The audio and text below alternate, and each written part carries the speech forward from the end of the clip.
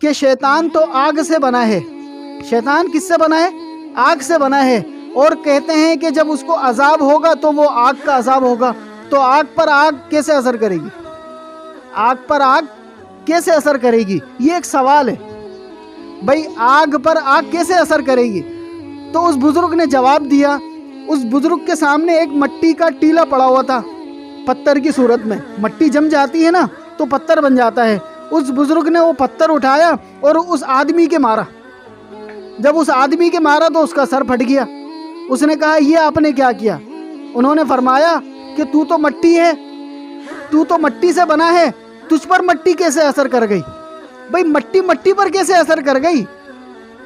तो उसके बाद ये समझ में आ गई कि जब मैं मिट्टी से बना हूँ, मेरे मिट्टी लगी, मेरा खून निकल गया, तो वो शैतान जो आग से बना है, जब उस पर आग के गोले लगेंगे तो ज़रूर उस पर भी असर होगा।